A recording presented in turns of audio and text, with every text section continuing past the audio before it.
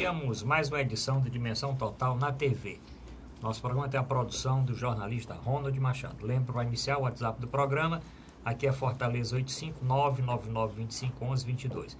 Se o telespectador quiser rever algum programa anterior, só entrar no nosso portal ou no site da TV Mais. tvmais.org ou então portalarrudabastos.com.br. Hoje estou aqui no programa com o Dr. Zé Maria Filomeno. O Dr. Zé Maria Filomeno é colunista do jornal O Estado, é debatedor do programa do Fernando Maia, jornal de Fernando Maia na Rádio Assunção, advogado e economista. E eu vou fazer o programa com ele aqui e com o nosso telespectador, que pode encaminhar mensagem para o programa. Bom, doutor Zé Maria, vamos começar pelo futebol hoje, né? Sim. Porque teve agora a eleição dos craques aí da FIFA, né? E a Marta conseguiu pela sexta vez o título de melhor jogadora de futebol feminino, né? E aquela hegemonia Cristiano Ronaldo e Messi foi por água abaixo, porque foi o Modric que ganhou a bola de ouro neste ano. Nada para o Neymar, brasileiro só dois laterais da seleção, Daniel Alves e o Marcelo ficaram na seleção do ano. Fora isso, nada mais. O que é que o senhor achou dessa escolha? Bem, fico satisfeito pela Marta, a brasileira, acho que é a única jogador de futebol feminino do Brasil a ganhar esse título, já pela sexta vez, sem sombra de dúvida, até o momento, a melhor jogadora da história do futebol feminino. Já não tinha ganhado há alguns anos, né? Ela sempre ia à final, ficava entre as três finalistas, mas há alguns anos que ela não ganhava, que não era a melhor, e dessa vez voltou, né, a ser a melhor do mundo. Muito bom para o Brasil. E a hegemonia, Cristiano Ronaldo e Messi, se desfez. Foi eleito Modric, que é o jogador também do Real Madrid, ex-companheiro do Cristiano Ronaldo. Já tinha ganho o melhor jogador da Europa, né, por uma outra entidade, e foi o melhor jogador da Copa do Mundo. Então, ano de Copa do Mundo, o desempenho na Copa influi muito, né, nesse prêmio da FIFA. Eu, pessoalmente, acho injusto. Acho que a temporada do Cristiano Ronaldo, ele levou o Real Madrid ao bicampeonato da Champions League e teve um desempenho extraordinário. Acho que o ano do Cristiano Ronaldo foi superior ao Modric, mas prevaleceu, né, o desempenho na Copa do Mundo. E o Brasil ficou aí com os dois jogadores, né, que você citou, Daniel Alves e o Marcelo, que são aí considerados aí pela imprensa internacional já de algum tempo, não é de agora, os dois melhores laterais do mundo. Surpreende, né, a longevidade nesse posto de melhor do mundo do Daniel Alves, jogador que já está com 35 para 36 anos, e mais em plena forma. Saiu de um clube, saiu do Barcelona, foi para o Juventus da Itália, do Juventus saiu para o PSG da França e tem tido aí atuações de destaque que o mantém aí como o melhor lateral direito do mundo. Você vê, né, a última vez que não tinha revezado aí o Messi com o Cristiano Ronaldo foi o Kaká. Exatamente. Em 2007, né? 2007. Quer dizer, 2007, nós estamos em 2018, esse tempo todinho revezando os dois. Eu não tinha visto ainda o resultado antes de você o anunciar, quentinho aqui. Mas já era previsto, porque o Cristiano Ronaldo não foi a premiação, né? Disse que não iria à premiação. Então, na certa, ele já sabia, né? Já tinha sido avisado que não ganharia. Ele foi o quê? O segundo? Eu vou ainda ver, o negócio está tão louco que eu não sei nem se eu acho que foi deselegante, porque você tem que aprender a ganhar e a perder. E ele nem perdeu, né? Ele ficou entre os três finalistas, de qualquer forma, ou foi a bola de prata, ou foi a bola de bronze, né? Deveria ter demonstrado assim mais altivez, né? E comparecido. Pois é. Bom, então, já que o doutor Mourão está hoje aqui, nós podemos falar um pouquinho mais de futebol. Sem dúvida. Pena o Neymar, né? Não ficou nem na seleção, nem foi lembrado, não ficou nem entre os 10 dessa disputa, né? Os três últimos foram Cristiano Ronaldo, quer dizer, os três que concorreram no final, Cristiano Ronaldo, Modric e o Salah, né? Foram os três. Isso. O nosso Neymar não ficou nem entre os 10. E na seleção, realmente, ele Não figurou. Ele não figurou, né? Você acha que ele ainda tem chance de ganhar um jogador extraordinário, o Neymar. O Neymar é um jogador fora de série. Muitos cronistas veem o Neymar o melhor jogador brasileiro depois do Pelé, da geração Pelé. Eu realmente coloco ele ao lado do Ronaldo Fenômeno, né, como os melhores jogadores, pelo menos dos últimos 30 anos, né, do Brasil, depois realmente do Pelé. Agora, o Neymar tem sido muito prejudicado por esse seu comportamento de simulações, né? Foi realmente lamentável a imagem que ele passou para o mundo inteiro na Copa do Mundo como um grande, né, artista, né? Artista no sentido de ficar simulando, né, fazendo fita, né, excessiva.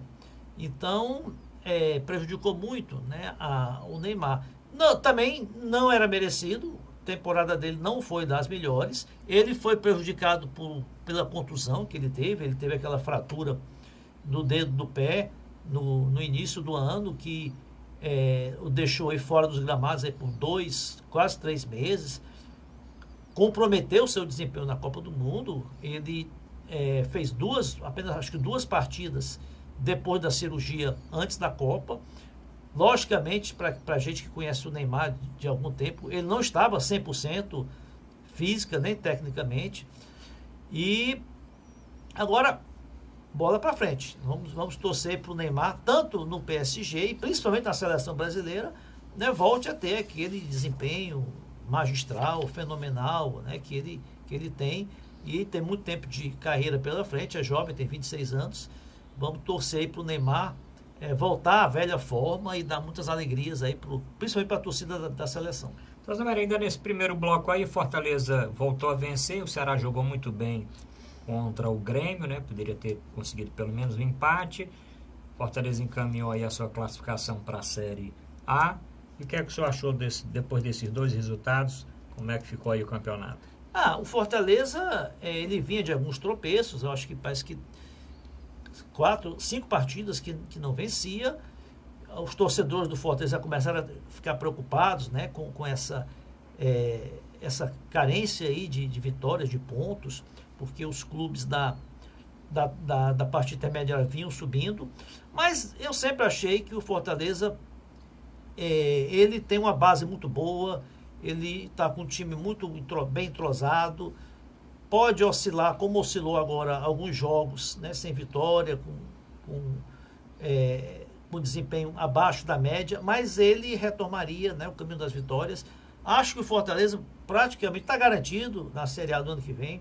Só uma verdadeira zebra, né? Você tinha que ter um conjunto aí de derrotas e vitórias dos adversários para tirar o Fortaleza da classificação para a Série A. Ainda faltam, se não me engano, 11 ou 12 partidas, acho que 11 partidas ainda, e ele está, acho que 6 ou 7 pontos acima do quinto, 50 pontos já na tabela, acho muito difícil. E é um forte candidato ao título também. Ele vem liderando, acho que desde a segunda ou quarta rodada, que ele vem liderando o campeonato, ainda considero o Fortaleza favorito ao título. Já o Ceará está naquele limite, né? O Ceará não pode. O Ceará tem chances de permanecer na Série A, mas precisa fazer o dever de casa, precisa ganhar.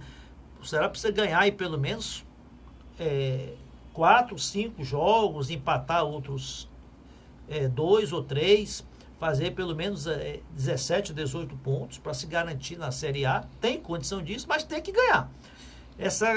Não adianta, como foi no domingo, jogou bem, jogou de igual para igual, mas não ganhou, né? Não trouxe nenhum ponto, né? Tem que agora fazer o dever de casa. O próximo jogo contra o Chapecoense, no próximo domingo, tem que ganhar esse jogo. É um concorrente direto à classificação, Chapecoense. Depois ele tem uma série de partidas também fora de casa difíceis, né? Vai jogar contra o Cruzeiro fora, vai jogar contra o Palmeiras fora, contra o Internacional fora. Não, o Internacional já jogou lá, né? Então ele precisa, né, pontuar em casa. Se ele ganhar todos os jogos em casa, eu acho que já garante a classificação. Mas tem que ganhar. O Ceará tem esse jogo importante com a Chapecoense. Agora o Ceará tem vários jogos assim de confronto direto, né? Vai jogar com o Paraná aqui, que é um confronto. Se bem que o Paraná tá, mas de qualquer forma é um time provavelmente mais fácil. Já deve estar inclusive eliminado quando desse jogo, né? Que vai ser um dos últimos jogos, e o Paraná ontem perdeu novamente, quer dizer, continua com 16 pontos, já se distanciando muito dos outros. Mas ele tem confronto direto com o Botafogo, que o Botafogo está ali também naquela faixa intermediária, vai jogar aqui com o Internacional, vai jogar com o Sport lá, né? E como o doutor Zé Maria está dizendo, tem que ganhar os jogos aqui e tentar conseguir algum pontinho fora.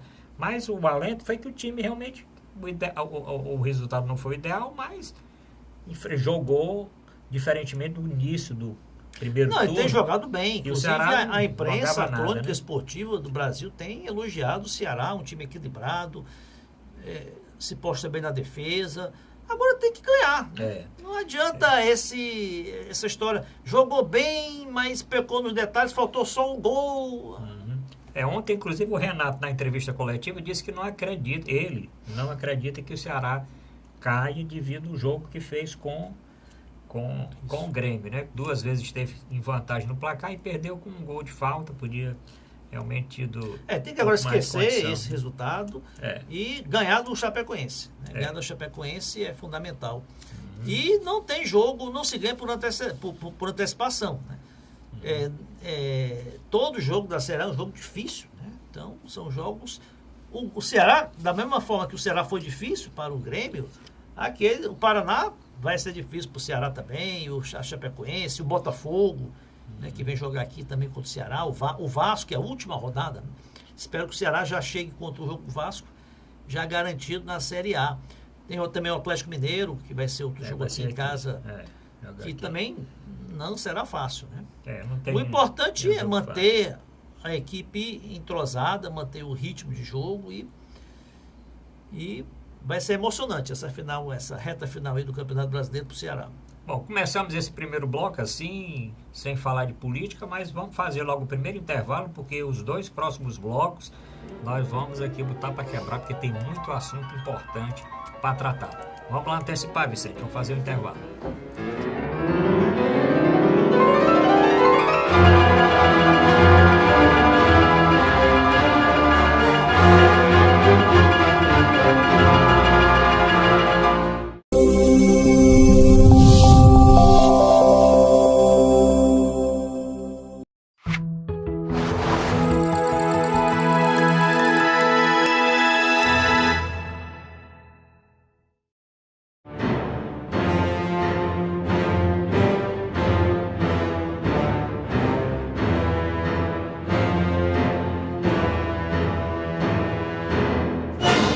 A dimensão total na TV. Lembre que aqui é TV Mais, canal 15 da Multiplay. Quem não tem Multiplay, assiste pela internet ou no nosso portal arrudabase.com.br ou na página da TV Mais, tvmais.org.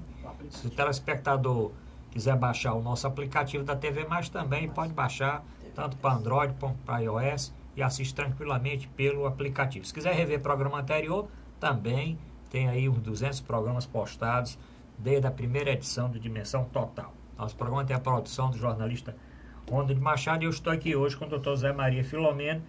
Vou começar a parte aqui local do estado. Doutor Zé Maria, partidos políticos do Ceará não, acho que é do Brasil todo. Tem essa manchete no grande jornal de circulação aqui no nosso estado, que diz o seguinte: partidos do Ceará usam mulheres como forma de burlar a legislação eleitoral, principalmente com relação àqueles 30% que deveriam ser destinados do fundo partidário. Realmente as mulheres estão sendo usadas aí nessa eleição como, que desculpem aí, para propiciar esse desvio, porque inclusive o levantamento que foi feito aqui no Ceará é que candidatas eternas, que nunca tiraram mais do que 30 votos, 40 votos, estão no rol dessas candidatas, e que candidatas que teriam direito aí a ganhar 100 mil, 200 mil, até hoje, estamos aí há uma semana praticamente da eleição, até hoje não viram cor nenhuma desse recurso. Existem aí duas fontes aí de distorções, né, que levam a essa situação. Primeiro é o fundo partidário. Né? O fundo partidário, fundo eleitoral, né, ele está demonstrando ser está sendo desviado a sua finalidade. A finalidade era realmente de, em razão da proibição de doações empresariais e a falta de cultura no Brasil das pessoas físicas doarem para a campanha, que os partidos tivessem um mínimo de recursos para fazer a campanha. Acontece que é um dinheiro que está sendo negociado, está sendo objeto de barganhas, né? Tem muitas candidaturas, muitos partidos que lançaram candidatos só para ter acesso ao dinheiro. Então, eu sempre fui contra esse fundo partidário. Eu acho que, além do país não estar no momento, né, de poder arcar com esse tipo de despesa, com esse tipo de custeio, que compromete, né, as outras obrigações essenciais, né, da saúde, educação, segurança, né, ele é totalmente desvirtuado. Né. Eu acho que tem que se repensar esse fundo partidário. A outra fonte é essa questão das cotas. Né. Não adianta, não é estipulando cota para mulher, existe cota realmente, os partidos têm que lançar pelo menos 30% dos seus cargos proporcionais a mulheres. Olha, não é por aí. Né? Eu acho que o candidato deve se valer dos seus predicados, né, da sua vocação política, do seu histórico, do retorno que o eleitorado tem em termos de confiança, de credibilidade. Né? Essa cota não tem refletido na votação. Então, o eleitor ele não vai votar no candidato A, B, C, por ser mulher, ou por ser homem, ou por ser de tal etnia ou não, vai votar pela identificação que tem com suas propostas, pelo reconhecimento que tem de sua atuação política, de sua atuação pessoal. Essa cota para mulheres não tem surtido o efeito da qual ela foi pensada, até porque não é estipulando cota, não existe vedação ao acesso de mulheres à política. O que ocorre é que a política, como é feita no Brasil, né, suja, isso é o termo mais real que se pode atribuir, não é feito a grande parte das mulheres. As mulheres não têm a falta de escrúpulos, né, que a maioria dos homens tem em jogar esse jogo de negociatas, de troca de interesses, né, que a maioria dos homens tem. Talvez aí seja o motivo das mulheres não participarem tanto da política. Né? Na hora que nós tivermos a política for um meio mais republicano, um meio mais democrático, né, um meio em que se priorize o interesse público, né, aí talvez as mulheres tenham, né, mais interesse em participar.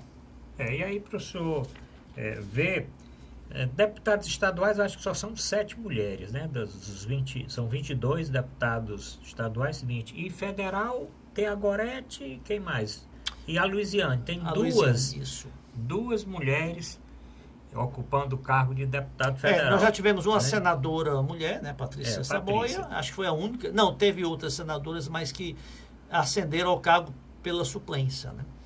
Não. Olha, as mulheres são 52% do eleitorado. Então, se as mulheres quisessem mesmo, né, serem representadas por pessoas do seu gênero, elas colocariam pelo menos a metade das casas legislativas. Então, não é por aí. Você não vota em alguém por ser homem ou por ser mulher. Você vota pela identificação, pelo histórico, pela confiança. Então, não é por aí. Eu acho que devia-se até abolir esse tipo de cota.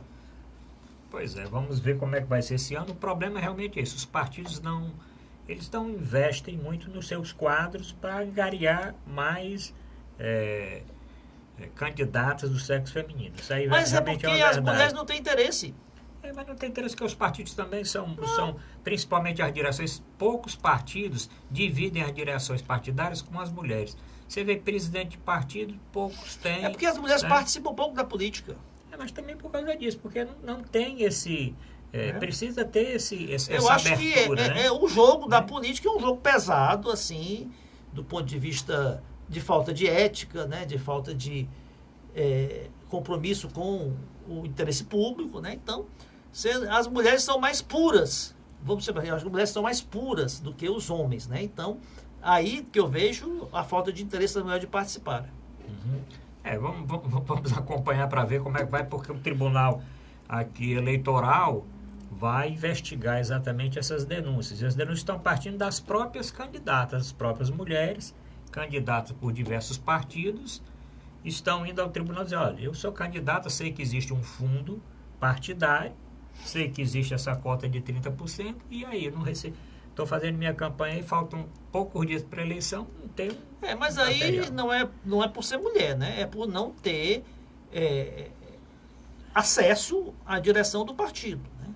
Não é por ser mulher. Deve ter homens também que não são ligados à direção do partido que também têm dificuldade. O problema está nesse fundo, né? Porque esse fundo partidário são os dirigentes do partido que, a seus critérios, destinam quanto cada candidato vai receber. Bom, vamos ficar ainda aqui no Ceará. Tem uma declaração também nos jornais dessa semana do senador Tasso Gereissati dizendo o seguinte, abrindo aspas, estamos na luta contra o maior acordo e esquemão já montado no Ceará. A máquina Temer mais Camilo. Você acha que esse esquema todo aqui para eleger o governador Camilo tem o Temer no meio? Acredito que não. Eu acho que o governo federal, né, o Temer, não vejo nenhuma ingerência dele na sucessão estadual. O que ele quer dizer aí é que o partido do Temer, o MDB, né, está coligado, não está formalmente, mas está informalmente coligado na sucessão, junto na chapa do Camilo Santana, ou seja, vamos personificar o senador Eunício Oliveira, né, e os deputados do MDB, os deputados que o seguem, e outros partidos também que estão na base do governo Temer, né, o PP, o PR, o PSD, são tantos que a gente perde a conta, estão também apoiando a reeleição do Camilo. Eu acho que é nesse sentido aí que ele faz essa denúncia. Doutor Zumarino, tem uma outra matéria também falando na arrecadação dos candidatos ao Senado, né? Arrecadação. Dizendo o seguinte, que dos 11 candidatos, os 11 concorrentes ao Senado, 3 candidatos são de Cid, o Eunício e o Girão, arrecadaram praticamente todo o recurso dos 11 candidatos, né? O que é que nós discutimos na semana passada para exatamente ver se ainda poderia existir alguma mudança nesse quadro partidário. Mas o que nós sabemos é que tem alguns candidatos que já jogaram realmente a toalha. Esses 3 ainda são 2 vagas, com mais algum outro candidato aí. O que é que o senhor eu acredito aí? que exista uma vaga só em aberto, né? Na prática, uma vaga em aberto, assim, ainda passível de alguma surpresa. Né? Acho que o Cid Gomes tem uma eleição garantidíssima, né? Foi governador 8 anos, é o principal, né, articulador político do governo, até porque tem uma ascendência muito grande ao governador Camilo Santana. O Eunício Oliveira é favorito para a segunda vaga, porque tem o apoio do governador, tem uma estrutura partidária maior. Agora, sofre também, por outro lado, um desgaste pelos escândalos, né, que o partido dele, o MDB, foi protagonista. Ele próprio é alvo de algumas denúncias, alguns inquéritos. Então, inclusive, eu até vi a propaganda eleitoral na segunda-feira, os demais candidatos todos, né, destacam aí, procuram lembrar que o Eunício responde aí por alguns inquéritos no Supremo, tem esse desgaste em relação a isso. Então, pode surgir uma surpresa no sentido do Eunício ser superado pelo Eduardo Girão, que é aquele que é dos demais candidatos, aquele que tem tido, pelo menos nas pesquisas, um desempenho maior. Agora, o que acontece? Esse fundo eleitoral, ele foi criado pelos deputados, pelos senadores, exatamente como um meio, um mecanismo para que eles se reelegessem com mais facilidade, para que houvesse uma renovação menor ainda.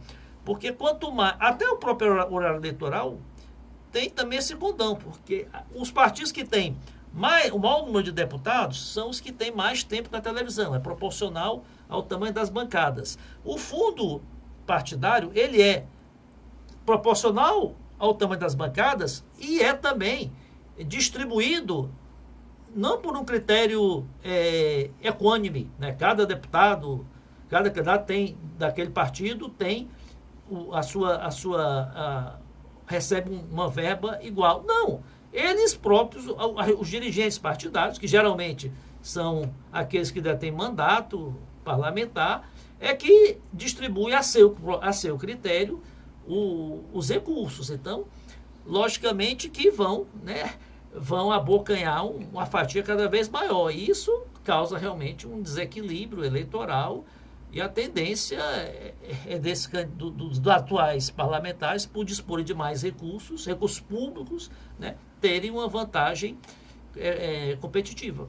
É a matéria, inclusive, doutor Zé Maria, que fala sobre isso, é o seguinte: a campanha de senador está sendo mais cara do que a própria campanha para governador.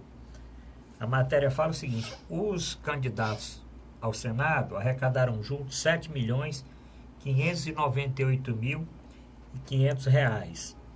O governador Camilo, 4.800.000. 7 milhões, né? 7 milhões. Agora, essa arrecadação é do fundo partidário ou arrecadação de contribuições? Tem de fundo partidário e de arrecadação própria. A divisão é o seguinte: o governador Camilo Santana arrecadou até agora 4.800.000 para a campanha. Os senadores, principalmente esses três, 7.600.000 arredondando, os três somados. O campeão é o Eunício Oliveira, que arrecadou até agora 3.333.000. Boa parte deve ter sido doação dele próprio, né? E do fundo partidário. O governador Cid Gomes, que é candidato agora, o ex-governador que é candidato ao Senado, arrecadou 3,3 milhões. E o Eduardo Girão, que é o candidato, 2 milhões. Né? Então, daí quase 2 milhões, mais de 8 milhões. Pois é, 2 milhões o candidato Eduardo Girão, 3.300.000. E a candidata Mayra Pinheiro. Entendeu? A Mayra, na matéria, não diz bem aqui. É porque a Mayra, ela é candidata, né, pelo PSDB. O PSDB é um partido que tem uma bancada relativamente média aí na Câmara dos Deputados. Então, pela proporcionalidade, era para ela ter uma participação no fundo maior. Olha, o que acontece? A suspeita de que a proibição de doação empresarial iria levar a possibilidade de caixa 2, né, de recursos aí não contabilizados, ela se torna bastante cristalina, porque você acredita que uma campanha para o governo do Estado se faz com 4 milhões? Né? Logicamente que a campanha do governador Camilo Santana vai custar muito, mas muito mais do que isso. Eu não sei quanto é que está registrado, né? Os candidatos, eles têm que, ao registrar a candidatura, estipular um limite máximo, né? Acho que até a legislação, ela determina um limite máximo. Estado, acho que o limite é bem maior do que esses 4 milhões. Né? Mas interessante. O Senado também, uma campanha majoritária. Para o Senado, os candidatos têm que percorrer. Estou falando de candidatos competitivos, não são aqueles candidatos aí chamados candidatos para marcar posição. Para marcar posição, né? Mas candidatos como o próprio Eunício Oliveira, o Eduardo Girão, o Cid, tem que percorrer o estado inteiro. Os filmes de televisão, né, da propaganda eleitoral, são filmes bem elaborados por produtoras de ponta, com suporte de agências publicitários, o material. Olha, uma campanha se faz custa muito mais do que isso, né? Então, há de se checar, né, se esses recursos aí estão compatíveis com os gastos, né, que os candidatos estão tendo, né? Uma missão aí para o TRE. É interessante, doutora Maria, um dado interessante. O senador, candidato Reinaldo Edilson Oliveira, tem esse dado aqui de ter arrecadado 3.300.000. Dele só tem 31 mil. Olha só. Diferentemente, mas ele é o maior doador para a campanha do governador Camilo Santana. Ele doou 600 mil para a campanha do candidato Camilo Santana. Para dele, 31. Para do governador Camilo, ele fez doação oficial já de 600 mil. O candidato Eduardo Girão, dele, já tem 1 milhão injetado na campanha dele, tem a matéria do jornal, 1.800.000 do seu patrimônio, tá certo? Então vai ser uma luta. Agora, quando nós formos discutir a campanha presidencial, tem candidato a presidente que já botou 40 e tantos milhões do bolso. O Henrique Meirelles, né? Meirelles botou 40 milhões do bolso. Inclusive, ele declarou que ia custear a campanha, não ia se valer de ninguém. Não ia se valer do fundo partidário, né? Que deixou o fundo partidário aí livre aí para os outros candidatos, aos governos, a Câmara, o Senado, né? Queria custear a campanha, o próprio bolso, né? Pois é. Doutor Vicente, vamos encerrar esse bloco, porque nós vamos agora para a parte nacional, que é mais comprida, tem muita coisa para se discutir. Voltamos já.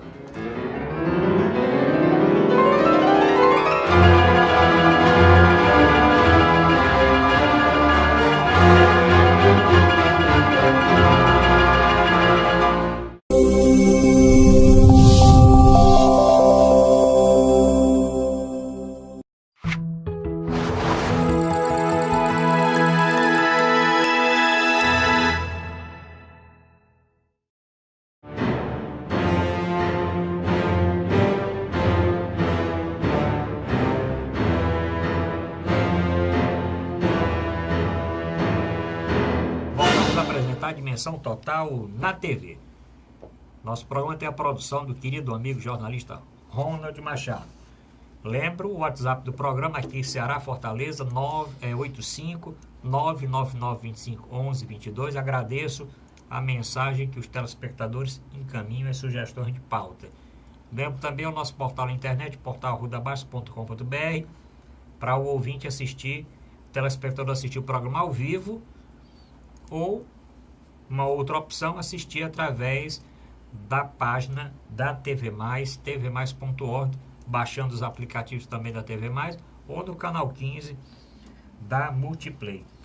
Doutor Zé Maria, partindo para a parte nacional, a Polícia Federal, agora no último domingo, um delegado da Polícia Federal deu uma entrevista por telefone, né, ao Fantástico, dizendo que aquele atentado do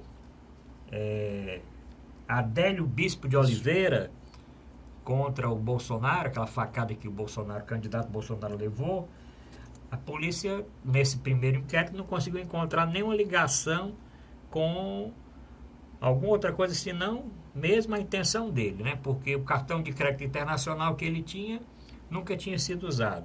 O recurso das contas bancárias, todos foram rastreados e são de rescisões trabalhistas, e ainda um recurso que ele ganhava como pedreiro e também como garçom.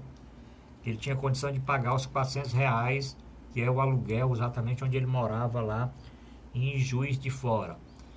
E essa semana, até sexta-feira, deve estar sendo concluído esse inquérito. Só que tem um outro inquérito que querem abrir para ver mais. Dos celulares, era um bocado de celular sucata. Ele tinha, parece, um celular ou dois que funcionava e o resto quebrado. E o computador, há mais de ano, não era nem ligado. Mas está sendo feito aí a perícia. Só acha que isso vai ficar por isso mesmo? Não sei se vai ficar por isso mesmo. Eu sei que era prudente que se investigasse ao máximo possível as possibilidades de envolvimentos, a motivação, né, se ele agiu sozinho ou se ele estava articulado nesse atentado com outras personalidades, outras pessoas, porque foi um fato muito sério, muito grave, de enorme repercussão, que é o atentado contra a vida de um candidato a presidente da República, há semanas das eleições, e um candidato que vinha, inclusive, liderando as pesquisas, e um candidato ainda, por tratar-se do Bolsonaro, com toda a polêmica, né, todo o radicalismo, é uma figura que desperta amores e ódios. Então, era de se desconfiar, né, das motivações que levaram a esse atentado. Aí se investigou, se especulou muita coisa, né? Especulou que um parente dele tinha recebido uma transferência de 350 mil, se especulou sobre a questão aí dos celulares, do cartão de crédito, se investigou tudo, né? E até agora a Polícia Federal teve até uma entrada, né? Apurou que ele tinha o registro da entrada dele na Câmara dos Deputados no mesmo dia. Depois viu-se que essa informação era equivocada, que pelo menos o registro da Câmara era equivocado. O único ponto que eu não vi ainda uma justificativa plausível, né, ou se o fato não é realmente verídico, é que ele teria frequentado um clube de tiro em Santa Catarina, né, que seria o mesmo clube de tiro que até os filhos do Bolsonaro frequentavam, né? Porque é de se estranhar alguém humilde, uma pessoa de origem humilde, como ele é do interior de Minas Gerais, né, teria condições, recursos para frequentar uma escola, um clube de tiro, né, em Santa Catarina. Mas, olha, a Polícia Federal passou um pente fino. Se até agora não encontrou nada, é de se concluir que realmente foi obra aí de como se é um lobo solitário, né? Ele agiu por conta própria. Se investigou o vídeo do momento lá, do episódio lá da facada, se buscou aí se tinha alguém perto dele, auxiliando eles. Surgiu várias especulações e nada foi comprovado até o momento. Então, eu acredito realmente que foi aí obra aí de uma iniciativa própria dele, que não teve aí participação, pelo menos direta, de mais ninguém. Eu também tenho esse mesmo pensamento, doutor Zé Maria, porque se fosse uma trama, né, para assassinar alguém ou para ferir alguém, não ia ser no meio de uma caminhada daquela que o indivíduo ia ser preso na hora. Não existe um co-partícipe, né? Mesmo que... aí você tem aquelas, né, imaginações, né, que tem uma trama, mas nem trama houve, né? Nem participação do segundo elemento até agora foi averiguado. Então, ele está preso, continua preso, né? Vai responder pelo... Inclusive, ele está enquadrado no artigo da Lei de Segurança Nacional ainda, que é o atentado contra um candidato a presidente, que possa... É um crime que pode afetar, né, a ordem política nacional. Ele está passando por... E ele confessou, né? Ele é um réu confesso. É, o réu confesso. Ele passou por uma avaliação psiquiátrica privada, né? Quer dizer, os advogados conseguiram que ele passasse por essa avaliação psiquiátrica. Nos próximos dias deve estar saindo o resultado dessa análise psiquiátrica, mas não do perito pago pela própria defesa do candidato. Pode ser que isso influencie alguma coisa em termos de continuidade do processo futuro, né? Não, aí já é uma estratégia de defesa dele, né? Alegar insanidade, alegar falta de discernimento dos seus atos, né? Alegar algum excludente aí de que possa minorar a sua condenação, possa até enquadrá-la aí como doente mental, para em vez de ser condenado a uma pena de prisão, seja condenado aí a ser uma internação no hospital psiquiátrico, tratamento. Tudo isso faz parte, com toda certeza, isso aí é a estratégia dos advogados. Bom, nós vamos continuar ainda no candidato Bolsonaro, vamos ver se o tempo dá para falar de cada um. O Bolsonaro passou por uma outra cirurgia, agora menor, fez uma drenagem, né? Já na semana passada. Do abscesso, né? Na semana passada. As informações do último boletim é que ele está se recuperando bem e já começou a se alimentar. E se não surgir, como eu já disse em programas anteriores, alguma outra complicação de uma fístula, já que ele voltou a se alimentar e tolerou bem, ele deve realmente ter alta nos próximos dias. Alta, ele já teve da UTI do semi-intensiva e para ir para o apartamento, mas deve ter para ir. Ele pode realmente ir para casa, não precisa ele ficar no hospital. Se ele voltar a se alimentar normalmente, não existir necessidade de continuar com medicação injetável ou alimentação parenteral, ele tem condição de ir para casa e continuar, porque a recuperação dele, eu já falei aqui no programa, não é recuperação rápida, é uma recuperação longa, até mesmo porque ele está colostomizado, teve essas 2 cirurgias e uma menor, e vai ter que ficar em observação e em repouso durante algum tempo. Mas eu queria falar, doutor Zambari, a respeito de uma certa confusão na campanha do Bolsonaro, né? Porque o seu guru econômico andou dando aí algumas declarações falando da possibilidade de se criar um imposto muito parecido com a CPMF. Isso causou um rebuliço. O Guedes ainda ele não desmentiu, mas o Bolsonaro no outro dia, ele mesmo no hospital, disse que não tem essa intenção nenhuma. Mas isso gerou um certo mal-estar realmente entre os coordenadores, o próprio candidato e o Paulo Guedes. O que é que o senhor achou desse... Veja só, disse aí? Esse atentado contra o Bolsonaro, lamentável, né, para ele pessoalmente, se sofrer aí essa facada aí, correu risco de vida e está ainda sucumbindo aí convalescendo, como você bem destacou aí, colostomizado. Então, do ponto de vista eleitoral, ele obteve, né, algumas vantagens, porque além da comoção, né, comoção que levou, com toda certeza, a um impulso na preferência ao seu nome eleitoralmente, pelo menos amenizou um pouco a rejeição que ele tinha, embora não tenha amenizado nos números, mas ele cresceu nas pesquisas, né?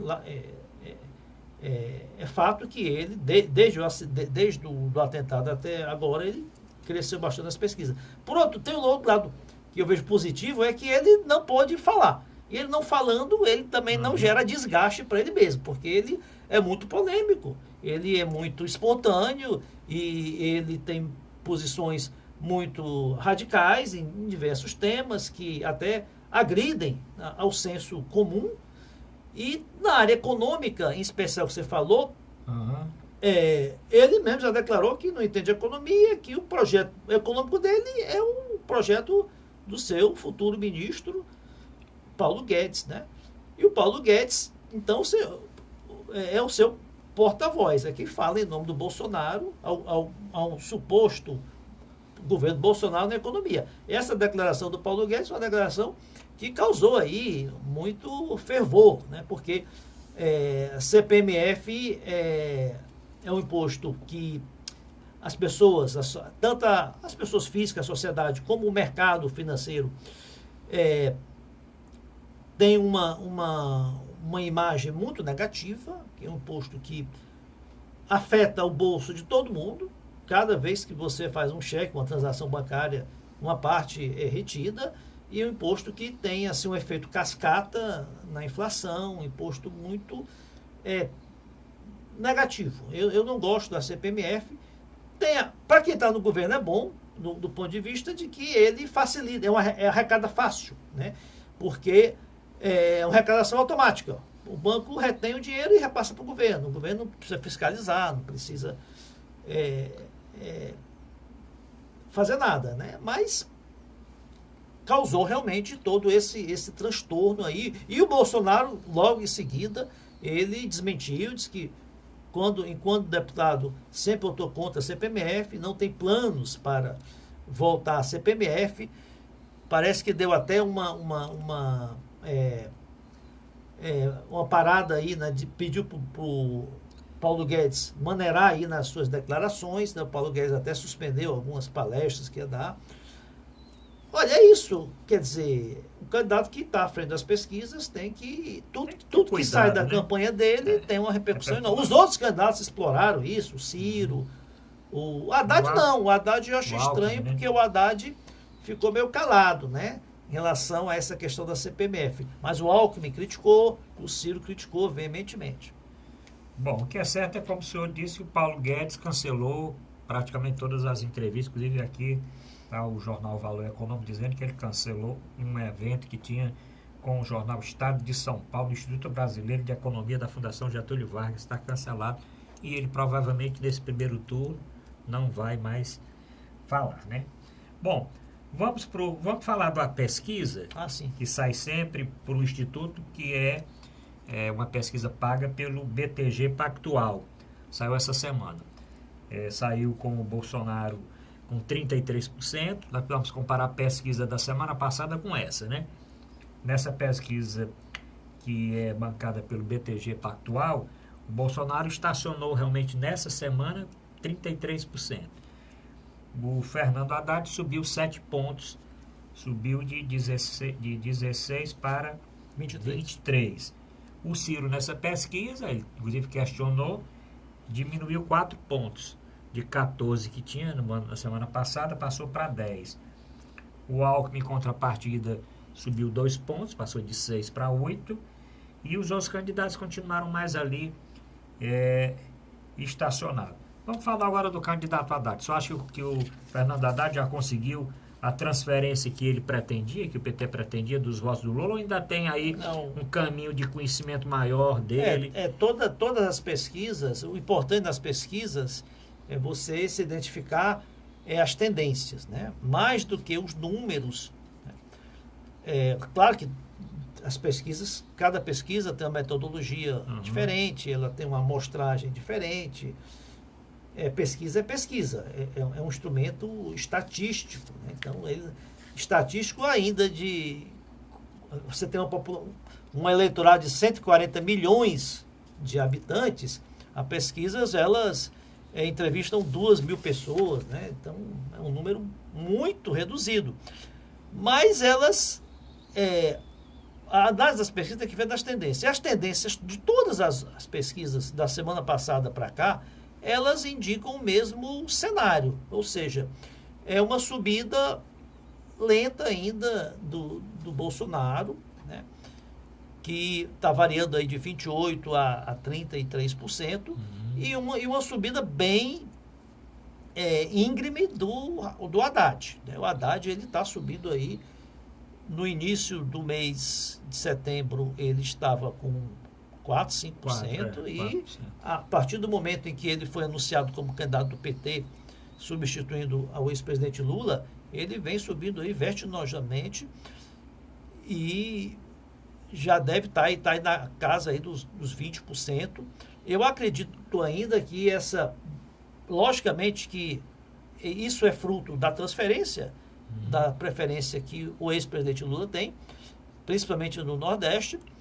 Essa transferência ainda está em curso, porque o ex-presidente Lula tinha quase 40% dos votos. Não acredito que o Haddad chegará no primeiro turno a transferir tudo, mas ele está numa curva ainda ascendente. Vamos ver quando é que ele vai atingir o topo, né? É claro que esses votos dele, eles não são votos só petistas do PT, são votos que são oriundos realmente da estratégia de se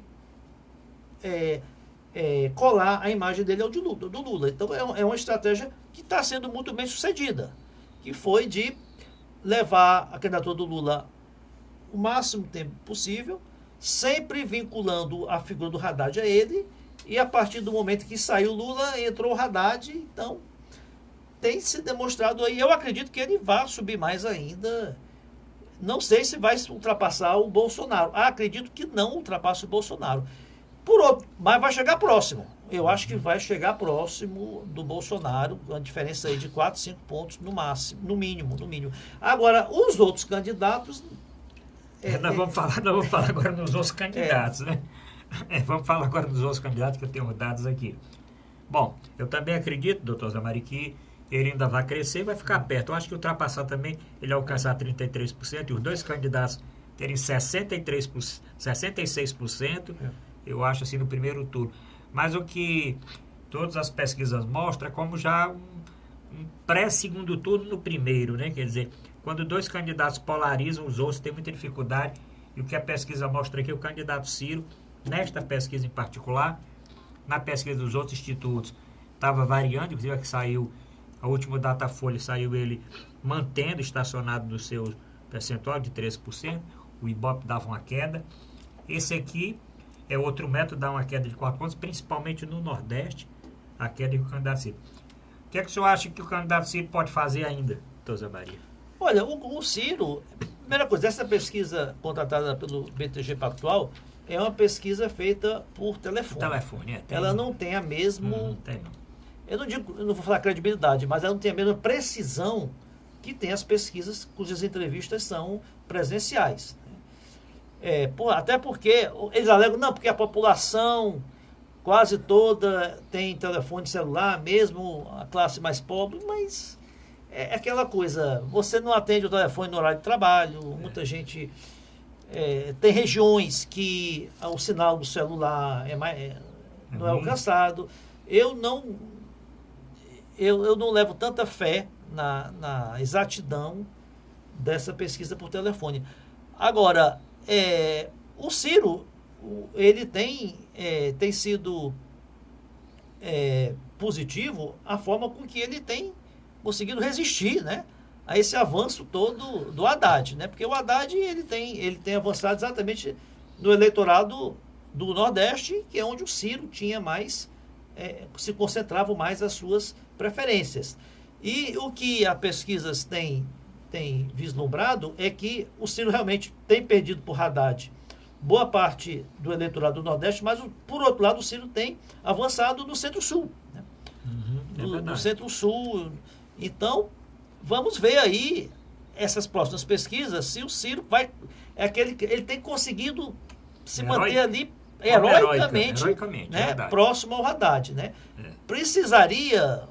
Eu ainda acho difícil ele ficar à frente do Haddad, né? Mas não é impossível, né? 35% do eleitorado, ele decide-se na última semana. Pode ser até que ele consiga tomar votos até do Bolsonaro.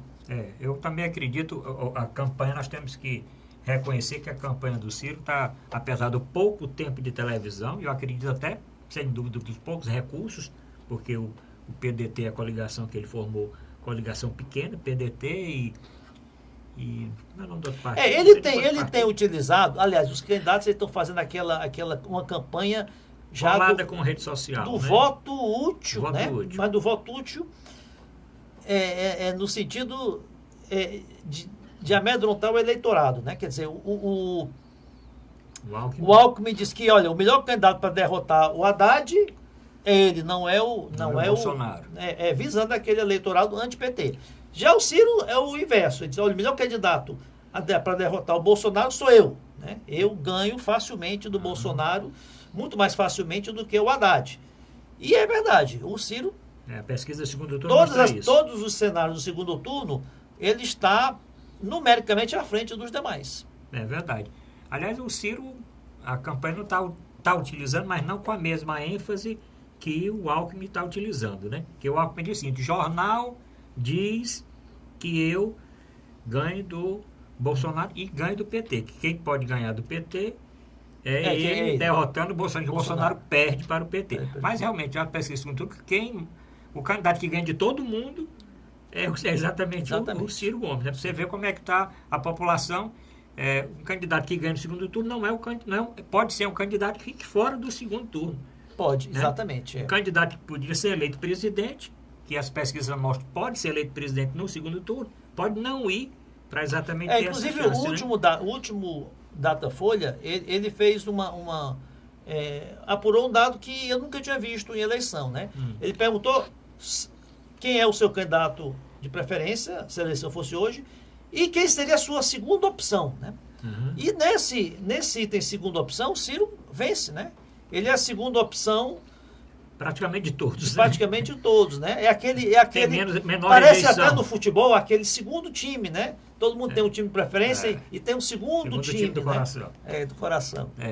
É por isso que ele tem essa... Ele no segundo turno, ele agrega votos de praticamente todos os outros candidatos. Mas vamos falar agora, o programa está quase na reta final, e o Alckmin, doutor Zé Maria, o Alckmin com o maior tempo de televisão, mostra inclusive com a maior arrecadação dos candidatos a presidente, não é nem o Bolsonaro, que também não tem essa arrecadação toda, o próprio PT, que tem um fundo partidário maior, mas não é.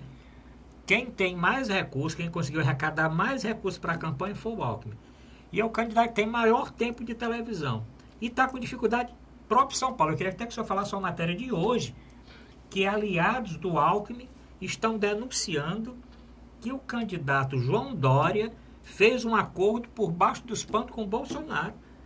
E isso já tem, inclusive, ninguém pode fazer nada hoje escondido, porque grupo de WhatsApp aí, de lideranças, lideranças do Bolsonaro, já articuladas com João Dória. O Alckmin, dando entrevista neste dia, que saiu essa notícia inclusive que saiu em blog do Jornal Globo.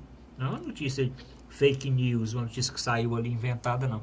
Notícia que sai de jornalistas que têm credibilidade, né? O Alckmin deu uma entrevista, concedeu uma entrevista dizendo que isso é fake news, não é bem assim, porque esteve com o João Dória no domingo passado e tal. Mas lá em São Paulo, enquanto o Bolsonaro tem 30%, o Alckmin está com dificuldade de chegar aí a 11%, 12%. O Alckmin, o que é que o senhor acha da campanha do Alckmin? Bem, essa questão aí de chamada traição, vamos chamar assim, isso tem ocorrido em todos os partidos, né? Você vê aí os candidatos do MDB, que tem um candidato que é o Meirelles, apoiando o Haddad, né? Para poder se identificar também com o eleitorado do Lula. Você vê isso aqui no Ceará, em Alagoas, em vários estados. O Centrão, né, se destacou muito antes de começar a eleição, que o Alckmin tinha, né, atraído esse partido chamado do Centrão. O Centrão também está todo dividido, tem uns apoiando o Ciro, uns apoiando o Haddad, uns apoiando o Bolsonaro. Não tem fidelidade, não tem coerência nenhuma, zero. Cada um buscando o que é melhor para si. E até o próprio Dória também está embarcando nessa. O Alckmin é um fenômeno, né? Um fenômeno do ponto de vista negativo. Porque ele tem o maior tempo de televisão disparado, e isso era, antes do horário eleitoral, se imaginava que fosse ser um handicap a favor dele, que ele fosse subir em função dessa exposição que ele teria do horário eleitoral, e não aconteceu. Não aconteceu, pelo contrário, ele está caindo nas pesquisas. Ele, é o que se diz, é um candidato muito pesado, muito sem xoxo, né? Usar esse termo aí. Ele não tem carisma e ele passa aquela imagem do político antigo, né? Daquela velha política. Ele não representa, o eleitorado não o identifica como uma renovação, e também ele, por ser, ele adotou uma estratégia equivocada no início da campanha de passar a imagem do político conciliador, do político mediador, do político moderado, né, criticando aí os radicalismos de um lado e do outro. E talvez o momento da sociedade vive hoje, de tanta crise, de tanta decepção com a política, de tanta violência, de tanta corrupção, o eleitorado está buscando alguém que represente uma ruptura, represente, né, um murro na mesa, uma pessoa mais enérgica, né? Daí talvez a preferência para o Bolsonaro. Em relação ao Haddad, é outro fenômeno, né? É outro espectro do eleitor que vê na figura do Haddad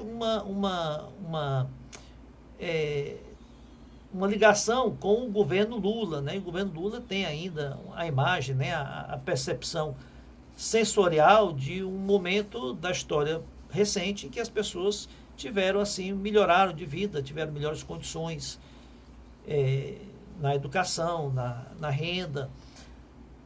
O Alckmin realmente, o que se estranha é que ele foi governador 20 anos, 16 anos do estado de São Paulo, e bem avaliado, tanto que foi reeleito 3 vezes. E nem em São Paulo ele consegue ter um desempenho eleitoral satisfatório. Ele está em terceiro lugar em São Paulo.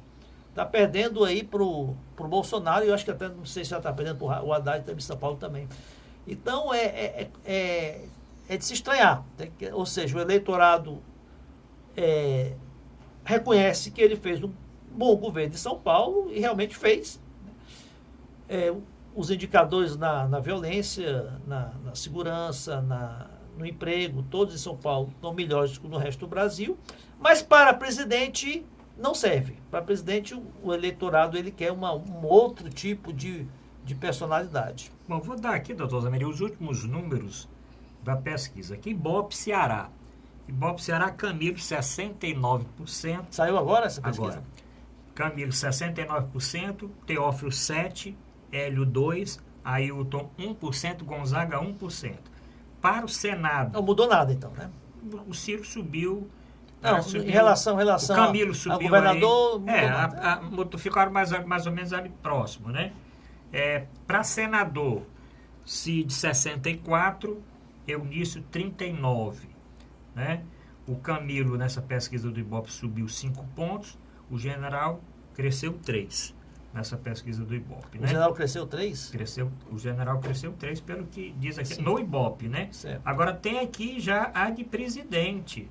Vamos lá. A presidente... Não, você viu o Senado, antes de passar para o presidente, os outros do Senado, os outros senadores. Não estou ainda com esses números, porque esses números aqui estão chegando tá certo. Exatamente agora. Mas eu tenho só 2 números aí que eu posso dizer aqui para presidente da República. Não, só para o... Bolsonaro estaciona com 28 e o Haddad vai a 22. Tá 28 a 22, bastante. Porque o restante dos números só mais tarde um pouquinho, né? Certo? Doutor Zé Maria, mais alguma coisa? Não, o tempo passou. A pesquisa mostra que a linha, né, a curva ascendente, né, do Haddad, aqui, né?